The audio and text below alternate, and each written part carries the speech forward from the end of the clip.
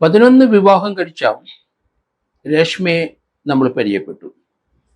അരനാട് police അടുത്ത ചൊവ്വാഴ്ച രേഷ്മയെ custody വാങ്ങാൻ പോവുകയാണ്. അവരുടെ വിവാഹം 11ാമത്തേതിലാണ് അരനാട് പോലീസിൻ്റെ വലയിൽ കുടുങ്ങിയത്. ആ ഓരോ വിവാഹത്തിലും അവർ കാണിക്കുന്ന കൃത്യത, അവർ കാണിക്കുന്ന ഷെഡ്യൂള്,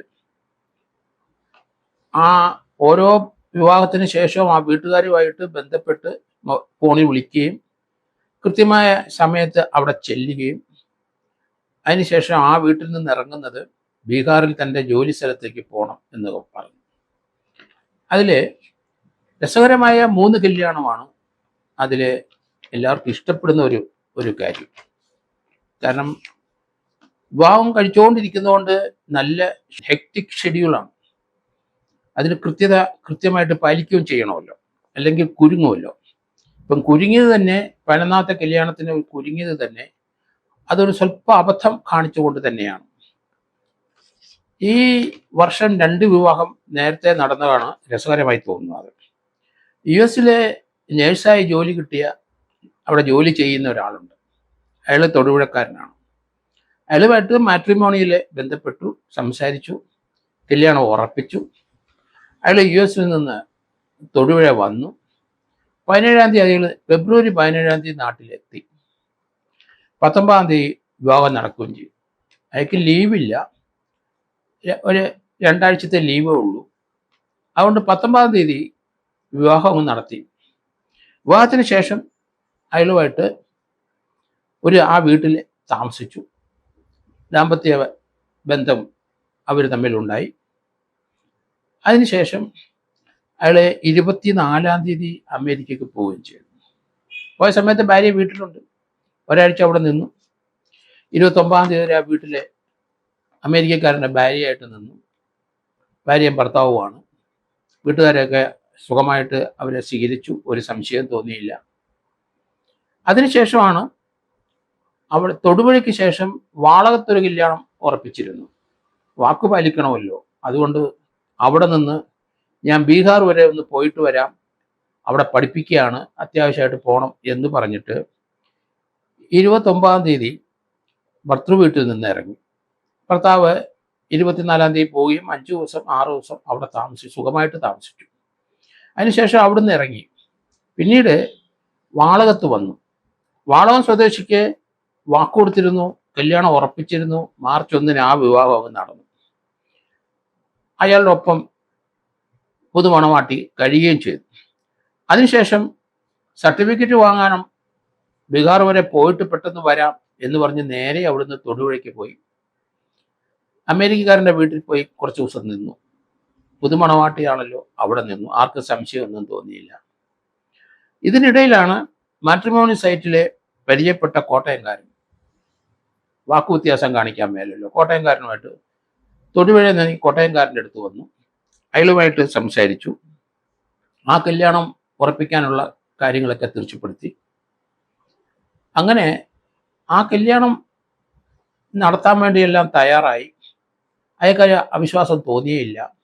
കോട്ടയത്ത് ഒരു മാളിൽ വെച്ചാണ് അയാളെ കാണുന്നത്. അയാൾക്ക് ഇഷ്ടപ്പെട്ടു, ഇവർക്ക് ഇഷ്ടപ്പെട്ടു. അയാളുടെ ബൈക്കിലാണ് പിന്നെ യാത്രകളെല്ലാം. അവർ തമ്മിൽ വിവാഹത്തിനുള്ള തയ്യാറെടുപ്പുകൾ നടന്നു. അയാളുടെ അടുത്ത് കള്ളങ്ങളൊക്കെ പറഞ്ഞ് അവിടുന്ന് ബൈക്കിൽ വെമ്പായം വരെ വന്നു.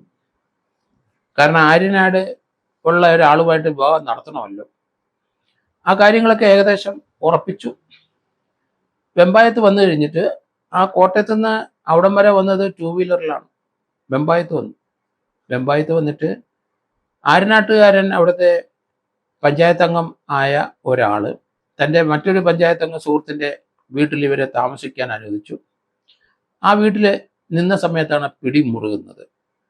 അവിടെ ആ സുഹൃത്തിൻ്റെ ഭാര്യയ്ക്ക് ഒരു സംശയം. കാരണം ഇവള് അടുത്ത ദിവസം വിവാഹത്തിന് റെഡിയാകണം, അപ്പം ബ്യൂട്ടി പാർലറിൽ പോകണം രാവിലെ എന്നൊക്കെ പറഞ്ഞ് ബാത്റൂമിൽ പോയി ചെന്ന് കുളിയെല്ലാം കഴിഞ്ഞ് പുറത്ത് ഇറങ്ങി വന്നു.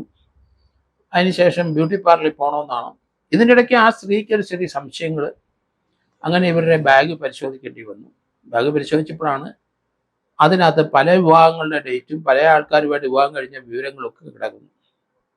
അതെങ്ങും ഒളിച്ചു വെക്കാൻ പറ്റില്ലല്ലോ. അത് സ്വന്തം ബാഗിൽ വളരെ ഭദ്രമായിട്ട് സൂക്ഷിച്ചു. ഒരു വീട്ടിലും അത് വെക്കാൻ പറ്റില്ല, കൈ കൊണ്ട് നടക്കുകയാണ്. അങ്ങനെയാണ് പിടി വീണത്. അതിനുശേഷം അവരെ തിരുവനന്തപുരത്ത് ആര്യനാട് പോലീസ് പിടി വീണ് അറസ്റ്റ് ചെയ്തു, FIR ഇട്ടു, അവരെ റിമാൻഡ് ചെയ്തു. ഇപ്പോൾ ആര്യനാട് പോലീസ് ഇവരെ കസ്റ്റഡിയിൽ എടുക്കാൻ വേണ്ടിയിട്ട് കോടതിയിൽ അപേക്ഷ കൊടുത്തു. ഇന്ന് ചൊവ്വാഴ്ച കസ്റ്റഡിക്കുള്ള അപേക്ഷ കൊടുത്തു കഴിഞ്ഞു. ഇനി അവരെ കസ്റ്റഡി വാങ്ങിച്ചിട്ട് എത്ര വിവാഹം കഴിച്ചിട്ടുണ്ടെന്ന് അവരെ ചോദ്യം ചെയ്തെങ്കിലേ മനസ്സിലാവുള്ളൂ. ഏതായാലും ഇപ്പം പോലീസ് അറസ്റ്റ് ചെയ്ത സമയത്ത് തൊടുപുഴയിലെ അമേരിക്കക്കാരനുമായിട്ടുള്ള വിവാഹം, അതേപ്പറ്റിയുള്ള കൃത്യ വിവരങ്ങൾ ലഭിച്ചിരിക്കുന്നു പോലീസിന്. അതിനുശേഷമാണ് വാളകത്തെ വിവാഹത്തിൻ്റെ ആ വിവരങ്ങളും പോലീസിന് കൃത്യമായിട്ട് കിട്ടി. ആളെ കണ്ടെത്തി. തൊഴിൽക്കാരൻ അമേരിക്കയിൽ പോയി. പിന്നീട് കോട്ടയംകാരനുമായിട്ടുള്ള വിവാഹം അതും ഏകദേശം ഫിക്സ് ചെയ്തു. അത് നടക്കാൻ പോവുകയാണ്. അതിൻ്റെ ഇടയ്ക്കാണ് ഈ ആര്യനാട്ടുകാരനെ പഞ്ചായത്ത് അംഗത്തിൻ്റെ വിവാഹം അങ്ങ് നടത്തിക്കളയാം എന്ന് തീരുമാനിച്ച്. ഏതായാലും വളരെ ഹെക്റ്റിക് ഷെഡ്യൂൾ തന്നെയാണ്. തിരക്ക്, കൃത്യമായ തിരക്കുകൾ. അത് തന്നെയല്ല, കൃത്യമായി വാക്കുപാലിക്കുന്നുണ്ട്. കാരണം ഓരോ മാട്രിമോണിയിൽ ആൾക്കാരെ കണ്ടെത്തുമ്പോൾ അവരുമായിട്ട് ബന്ധപ്പെടുകയും സംസാരിക്കുകയും ഒരു സംശയം കൊടുക്കാത്ത രീതിയിൽ പെരുമാറുകയും അവരോടൊപ്പം 2 വീലറിലും കാറിലൊക്കെ യാത്ര ചെയ്യുകയും അതിനുശേഷം വിവാഹം കഴിഞ്ഞാലും അവർ പറയുന്ന സമയത്ത് അത്രയും ദിവസം അവിടെ താമസിച്ച് അവിടുന്ന് പോവുകയും പിന്നീട് തൻ്റെ ജോലി സ്ഥലത്ത് പോയി എന്ന് കള്ളം പറഞ്ഞിട്ട് രക്ഷപ്പെടുകയും ആണ് ചെയ്യുന്നത്. എന്തായാലും വളരെ രസകരമായ ഒരു സംഭവം തന്നെ. അവർക്ക് ഇപ്പം നിരാശയാണ്. കൂടുതൽ വിവാഹം കഴിക്കണം. ഇവര് ഓരോ വിവാഹത്തോടനുബന്ധിച്ചും ഭർത്താവിൻ്റെ വീട്ടുകാർ തീർച്ചയായിട്ടും ഇവരുടെ ചെലവിനുള്ള പണം കൊടുക്കുമല്ലോ, ഭാര്യയായി പോയില്ലേ. അതുകൊണ്ട് നല്ലതായിട്ട് പണം എല്ലായിടത്തു നിന്ന് ലഭിക്കുന്നുണ്ട്. അതുകൊണ്ടാണ് ഇവർ വീണ്ടും വിവാഹത്തിന് പോകുന്നതെന്ന് എനിക്ക് തോന്നുന്നു. അല്ലാതെ ഇവർക്ക് വേറെ യാതൊരു വരുമാനവും ഇല്ല. ഈ വിവാഹം കഴിക്കുന്നതിനുള്ള വരുമാനം പുതുമണവാട്ടിയാണ്. അവരുമായിട്ട് ഒന്നിച്ച് താമസിക്കുന്നു, ഒന്നിച്ച് ബന്ധപ്പെടുന്നു. തീർച്ചയായിട്ടും ഭർത്താവിൻ്റെ കയ്യിൽ നിന്ന് കുറേ പണം ഉണ്ടാക്കും. ഇവരുടെ പണം, ഇവർക്ക് ചെറിയ ജോലിയുണ്ട് ബീഹാർ എന്നല്ലാതെ തീർച്ചയായിട്ടും ഓരോ മാസത്തിനുള്ള അവരുടെ ചെലവിനും അവരെ ആഹ്ലാദപൂർവ്വം അവർക്ക് നടക്കുന്നതിനും യാത്ര ചെയ്യുന്നതിനും ഒക്കെ ഉള്ള പണവും പിന്നെ സ്വർണ്ണാഭരണങ്ങൾ പലരും കൊടുത്തിട്ടുണ്ട്. അതൊക്കെ ഇനി വരാൻ പോകുന്ന കാര്യങ്ങളാണ്. ആ പണം കൊണ്ട് വിറ്റ് ജീവിക്കാൻ പറ്റും. അതുകൊണ്ട് ഓരോ മാസവും ഒരു പുതിയ ദാമ്പത്യ ബന്ധവും ഓരോ മാസം ആ ഭർത്താവിൻ്റെ വീട്ടിൽ നിന്ന് അല്ലെങ്കിൽ ഭർത്താവിൻ്റെ കയ്യിൽ നിന്ന് കുറച്ച് സാമ്പത്തികവും കുറച്ച് പണവും അല്ലെങ്കിൽ ചിലപ്പോൾ കുറച്ച് സ്വർണവും ക്യാഷും ഒക്കെ അവർക്ക് ലഭിക്കുന്നു എന്നുള്ളതാണ്. അതാണ് ഇതിൻ്റെ കൂടെ എല്ലാ മാസവും ഒരു വിവാഹത്തിന് തയ്യാറാകുന്നതെന്ന് എനിക്ക് തോന്നുന്നു. ഏതായാലും ആര്യനാട് പോലീസ് കസ്റ്റഡി വാങ്ങിച്ചു കഴിയുമ്പോൾ ഈ വിവാഹത്തിൻ്റെ മൊത്തം എത്ര എണ്ണം നടത്തിയെന്നുള്ള കഥകൾ നമുക്കറിയാൻ പറ്റും. അതെങ്ങനെയാണ് ഇവർ ആളെ വീഴ്ത്തുന്നതെന്ന് അങ്ങനെയുള്ള തന്ത്രങ്ങളെല്ലാം മനസ്സിലാക്കാൻ പറ്റും സമൂഹത്തിന്. എന്തായാലും ചൊവ്വാഴ്ച ഇന്ന് കസ്റ്റഡി കിട്ടിക്കഴിഞ്ഞാൽ ഒരു 4-5 ദിവസം കസ്റ്റഡി വാങ്ങേണ്ടി വരും. കാരണം ഇതുവരെയുള്ള അറിവ് 11ാമത്തെ വിവാഹത്തിലാണ് പെട്ടുപോയത്. 10 വിവാഹത്തിൻ്റെ കണക്ക് വേണം. 10 വിവാഹം എങ്ങനെ നടത്തിയെന്നും അവരൊക്കെ ഇപ്പോൾ എവിടെ, ആ മാന്യന്മാരൊക്കെ എവിടെ താമസിക്കുന്നു, എന്താണ് അവരുടെ അവസ്ഥ, ഇങ്ങനെയുള്ള കാര്യങ്ങളൊക്കെ നമുക്കിനി മനസ്സിലാക്കാൻ സാധിക്കും.